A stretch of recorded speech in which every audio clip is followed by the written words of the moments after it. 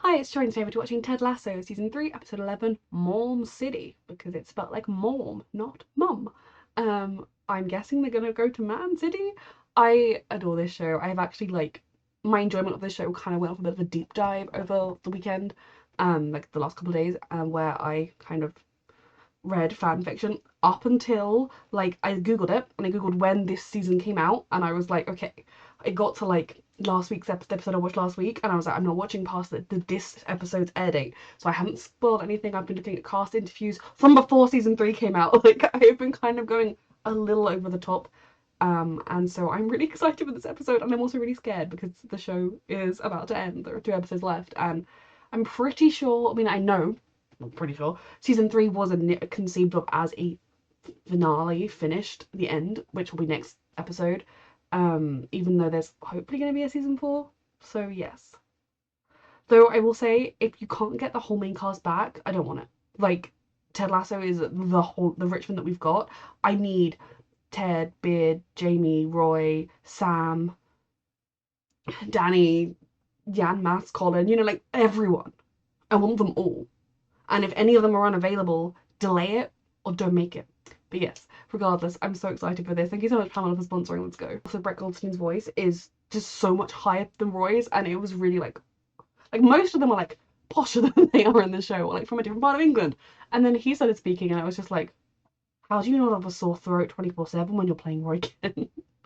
Recording pitch and picture access, volume is voluming. I know. His mom. Mom? This show has been very father themed, so I'm quite interesting to get a mum feature. There are no cleaners. Did you get addicted to the limelight? I mean, yes. No, He did get addicted to the limelight last season. But he didn't go through his money so fast. I imagine it's somewhere safe. It'll be good to have you back. The whole team talked about it and it was unanimous. Is he Except for dreaming? Bumpercatch. What, Ted asked you guys to come here to get me to come back? Oh, no, Ted doesn't know about it. Yeah, no, we wanted to ask Okay. you to see if you actually wanted to come back before we approached Ted. That's okay, I was gonna think, because I was like, I feel like with Ted, this needs to be a whole other conversation, and it should be a conversation Nate initiates. Because Nate was in the wrong. Nate was horrible to Colin with how he was training. It was horrible to Will, but he's done him a nice thing one time. I mean, I know I've been very hard on Nate, but like I said 1,000 times, I think for me, what I struggle with Nate is he went from being a kind person to being vicious and horrible. And it was kind of like how he was treating Will, how he treated Colin, how he was treating Ted in that final scene. He viewed Ted giving other people praise and other people attention as though he was shitting on Nate, whereas instead he was just, acknowledging other people. And then the way he was coaching West Ham was vicious to those players. He got so up himself, and a degree of that I could understand, but it was the meanness that I kind of felt like, where did that come from? That's in you. And obviously, yes, Jamie is now one of my favorite characters. And I rewatched some of season 1, and I was like, I remember. I mean, he was as bad as I remembered. So obviously, even in this, Colin was mean to Nate, Isaac was mean to Nate in season 1. They have all had that in them.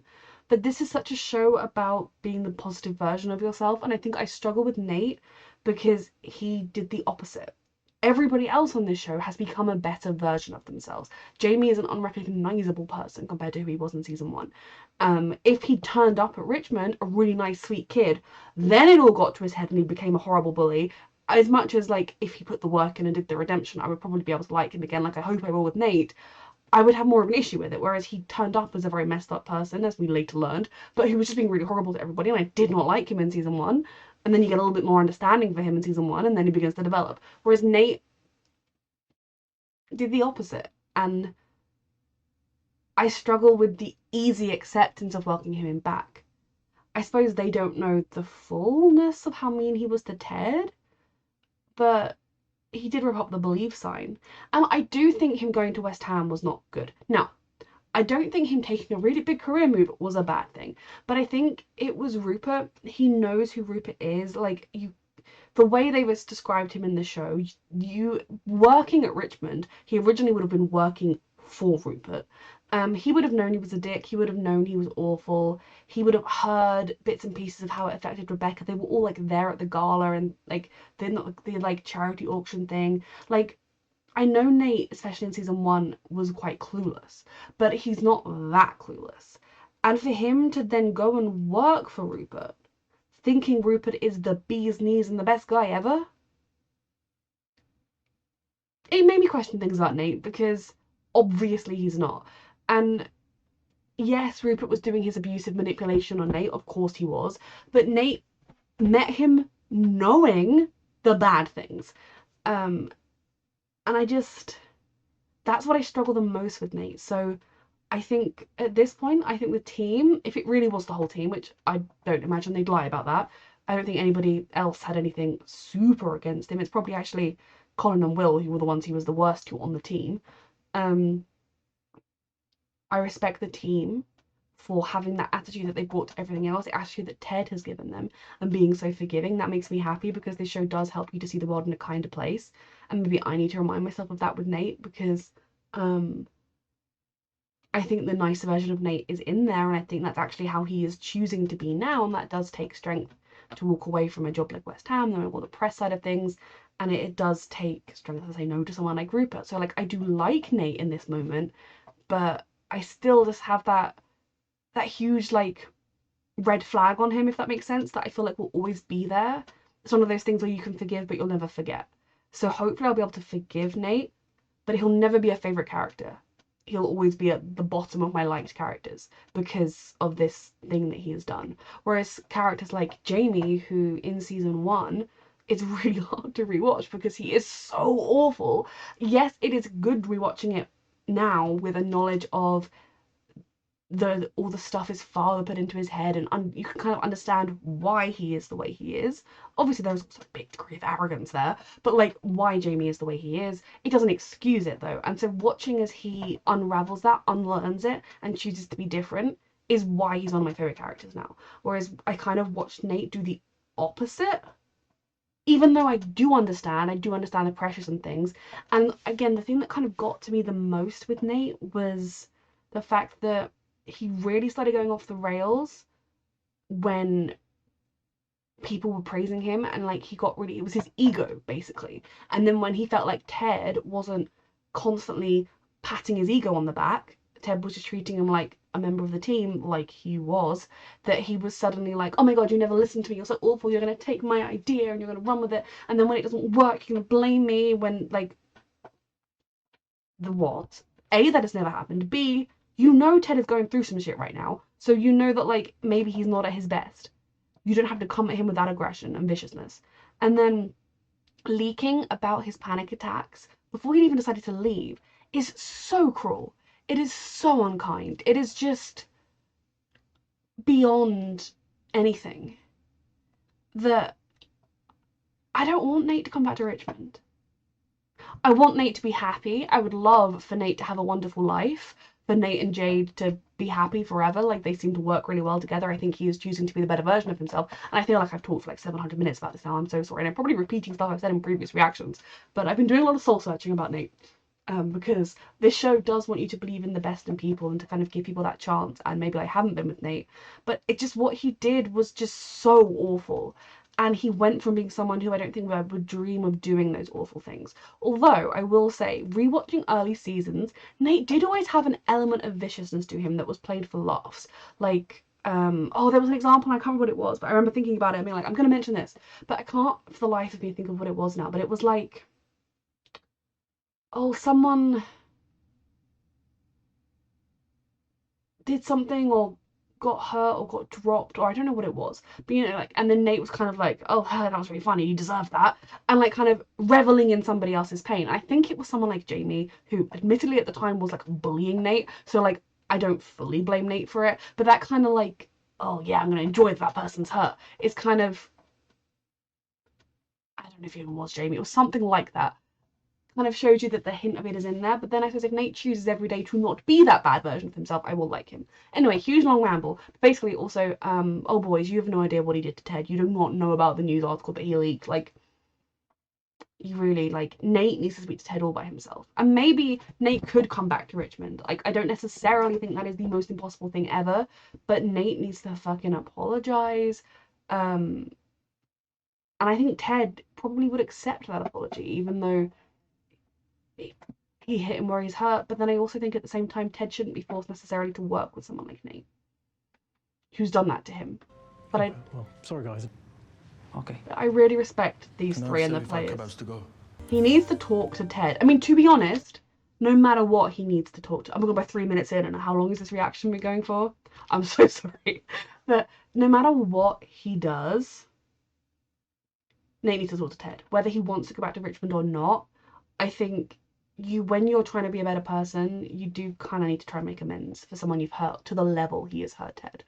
Why did his mum fly out randomly? Like, tell people you're coming. What are all these crazy That's where he symbols on gets a your lot of oven it from. Yeah. You're just 4 points off Manchester City for the Premier League title. Fuck. Do you have a question? Yeah, better, Trent.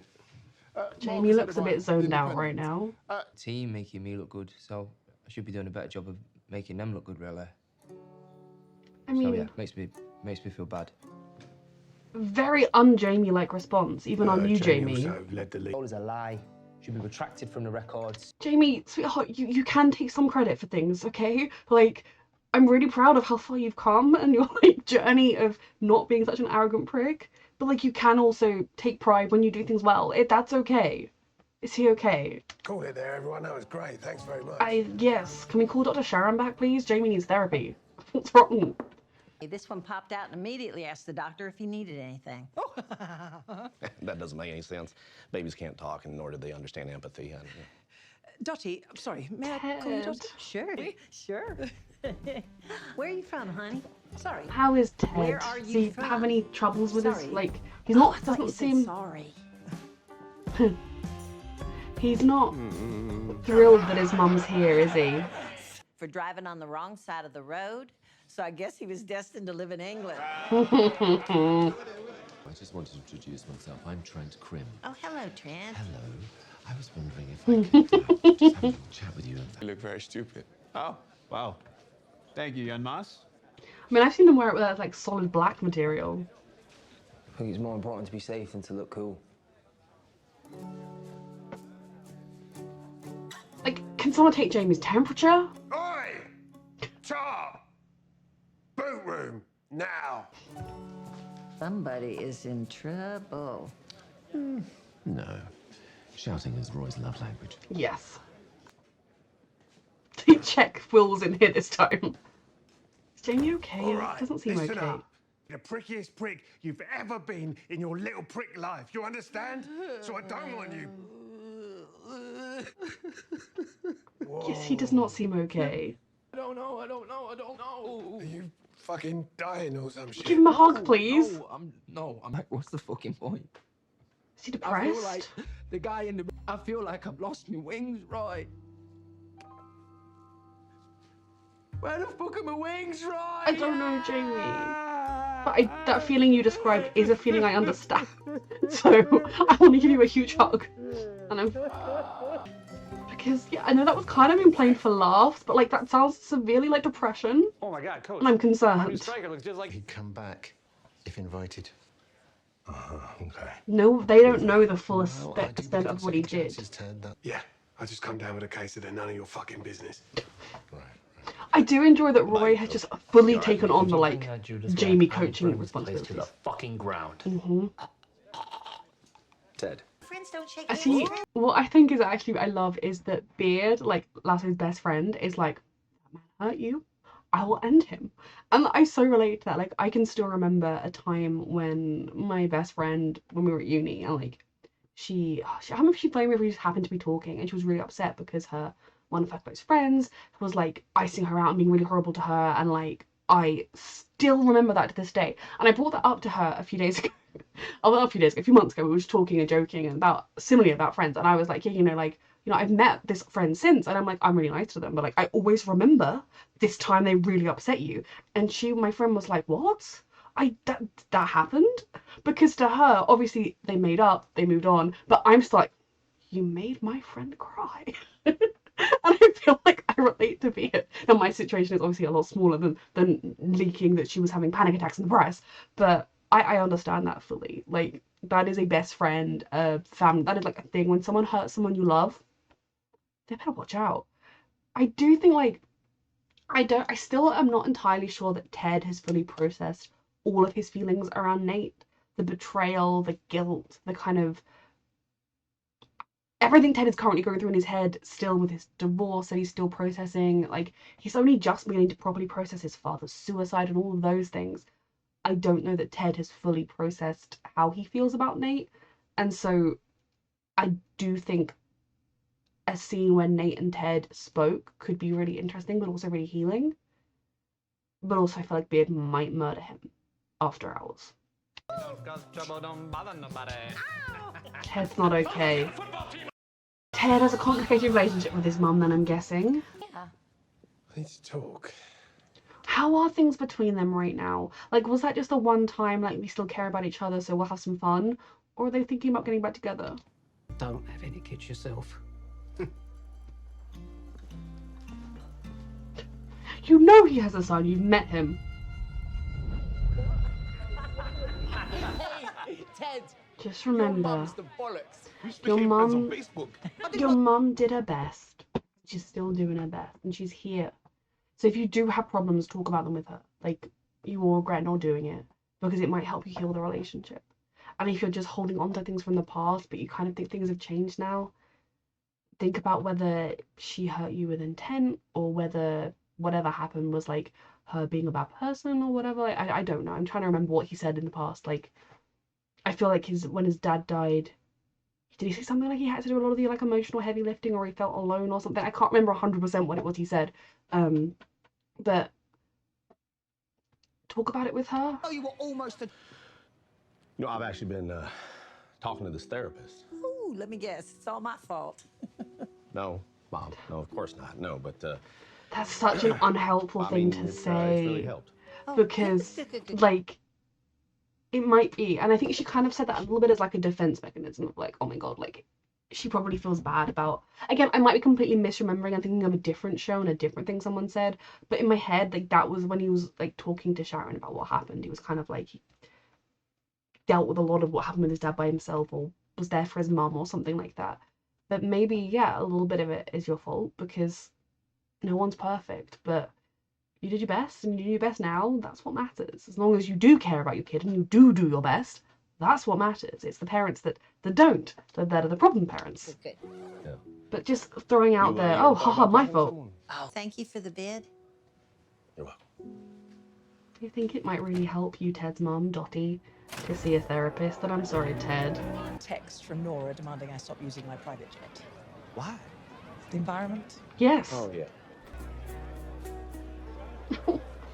He's not okay.